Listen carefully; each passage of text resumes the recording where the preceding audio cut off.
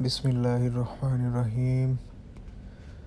আল্লাহর রহমতে উমরা হজ করার উদ্দেশ্যে রওনা হইলাম। বাসের দিকে যাচ্ছি। কিছুটা সময় বাসের জন্য অপেক্ষা করছিলাম, যেহেতু আমরা কয়েকজন যাব। বাস চলে আসছে, বাসে যাচ্ছি। এবার চলে আসলাম খাবার হোটেলে। অনেক দিন পরে দেশি খাবার মন প্রাণ ভরে খেলাম। একটা কোল্ড কফি খাবার শেষে আর উমরা করার জন্য উদ্দেশ্যে স্যান্ডেল কিনলাম। গাড়িটা কিছু সময়ের জন্য বিরতি দিল, তাই আশপাশটা একটু ঘুরে দেখছিলাম। অনেক সুন্দর জায়গা, যদিও গরম। এটি হলো আমাদের উমরার যাত্রীদের জন্য বাস। চলেন বাসে ফিরে যাই। বাসের মধ্যে চলে গেলাম, গিয়ে বসলাম। আমার সাথে আছেন জাহিরুল আলম, সেও আমার সাথে উমরা হজ করার উদ্দেশ্যে যাচ্ছে প্রথমবারের মতো। সে খুব এক্সাইটেড। রাস্তার চারপাশে কিছুটা পরিবেশ একেবারে ফাঁকা, মরুভূমি। আবার কিছুক্ষণ পরে ছোটোখাটো দুই একটা শহর। বাস থেকে নামা শুরু। আসলে এইখানে বাস প্রতি 1 ঘন্টা 2 ঘন্টা পরে একটা বিরতি দেয়। সেই বিরতির সময়ে রাতের বেলা সেম আবারও একটা বিরতি। এখানে বিরতিগুলো আসলে মূলত পেট্রোল পাম্প, এমন একটা জায়গায় পেট্রোল পাম্প থাকবে, মসজিদ, খাবার হোটেল, কফি, মানে সব কিছু এখানে ব্যবস্থা আছে, বাথরুম। চলে আসলাম। এইবার আমরা এখান থেকে আমরা হজের জন্য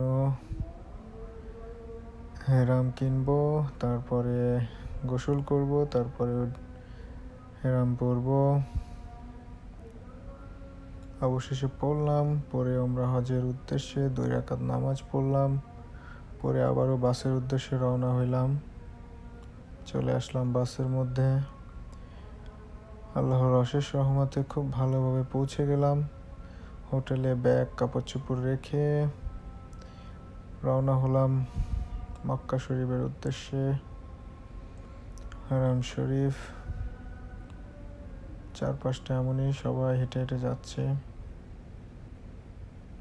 প্রচুর মানুষ, হাজার হাজার মানুষ, সবাই আল্লাহর ইবাদতের জন্য আসছে। এটা হচ্ছে নিচে মক্কা শরীফের গেটে ঢোকার আগে। এখানে এসে আমরা আসলে অজু করে নেব। এটা হচ্ছে অজুখানা, এখানেও বাথ টয়লেট আছে। তো ভিতরে আস্তে ধীরে যাই, এবার অজু করে নিব। আমার সাথে আরও কয়েকজন ছিল, তারাও অজু করতে চলে গেছে। অজু শেষে রওনা হলাম মক্কা শরীফের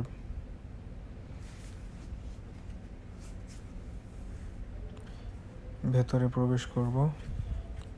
আমি ওই মুহূর্তে আসলে গেট নাম্বার এক্স্যাক্টলি 79 হবে।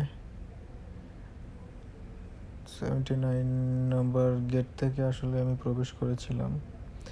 আগে আসলে যে গেট থেকে ঢুকতাম সেই গেট থেকে বেরোনোর উপায় ছিল, এখন আর নাই। চলে আসলাম ভেতরে। আলহামদুলিল্লাহ, আল্লাহর কাছে লক্ষ কোটি শুকরিয়া, নিজের চোখ দিয়ে আবারও দেখার সুযোগ হইল, আমরা হজ করার সুযোগ হইল। আপনাদেরকে দেখাই, যদিও ভিডিওগুলো আমি করেছি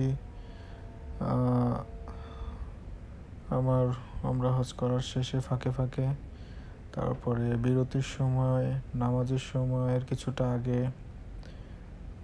এই মুহূর্তে নামাজ হবে, তো অনেকে সবাই বসে আছে, যার যার মতো করে লাইন ধরে নামাজ পড়ার উদ্দেশ্যে বসে আছে। মোটামুটি সবাই, হাজার হাজার মানুষ।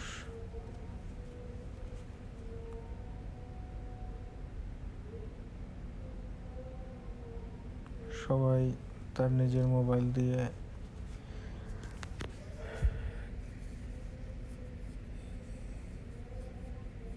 ভিডিও করছে, ছবি তুলছে। কিছু সময়ের মধ্যে নামাজ শুরু হয়ে যাবে, আমরা নামাজ পড়ব। এইখানে আবার নামাজ শেষ হইলে গায়েবী জানাজার নামাজও হয়, সেটাও পড়ব। আলহামদুলিল্লাহ, আমরা হজ শেষে আপনাদেরকে দেখাই সবাই কিভাবে তার জন্য দোয়া করছে, তার পরিবার সবার জন্য। আসলে এখানে আসলে শুধু নিজের সাথে দোয়া চাইতে চাইতে বাকি সব মানুষের জন্য অটোমেটিকলি মন থেকেই দোয়া চলে আসে। রাগ, ঘৃণা, ক্ষোভ কোনো কিছুই থাকে না। এমন একটা জায়গা, শুধু দোয়া আর দোয়া, আর মনটা একেবারে ফ্রেশ আর শান্ত হয়ে থাকে, অন্য কোনো কিছু চিন্তা আসে না। এবার আমরা যাব হচ্ছে সাফা মারোয়া পাহাড়ের উদ্দেশ্যে। এটা হলো সাফা পাহাড়, এখান থেকে আমরা শুরু করব। আপনাদেরকে একটু ঘুরিয়ে দেখাই, যাদের দেখার সুযোগ হয় নাই তাদের জন্য।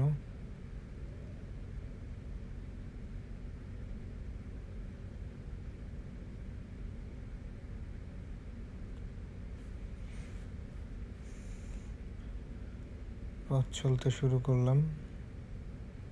এখান থেকে 7 বার চলতে হবে পায়ে হেঁটে হেঁটে। সবুজ বাতি চিহ্নিত একটি জায়গা আছে, সেখানে পুরুষরা কিছুটা দৌড়ে পার হয়। এটা হচ্ছে মারোয়া পাহাড়, আপনাদেরকে একটু ঘুরিয়ে দেখাই। এই যে সবুজ বাতি এরিয়া, দেখেন পুরুষরা কিভাবে সবাই দৌড়ে দৌড়ে পার হইতেছে।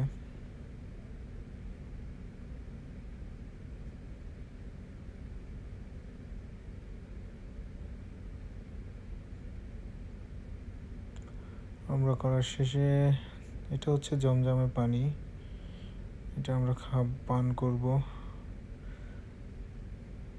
তারপরে কিছুটা গায়ে, মাথায় সবখানে পানি ছিটা দিব।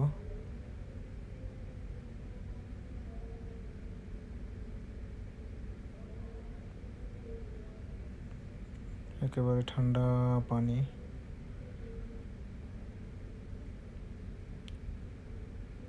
ভালোই লাগে। সব কিছু শেষ করে বাইরে চলে আসলাম, এখন রুমের উদ্দেশ্যে যাব। তো যাওয়ার আগে আপনাদেরকে বাইরের চারপাশটা একটু ঘুরিয়ে দেখাই।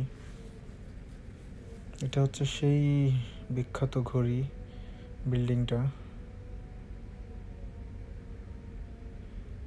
বাংলায় আমরা অনেকেই ঘড়ি বিল্ডিং বলে থাকি।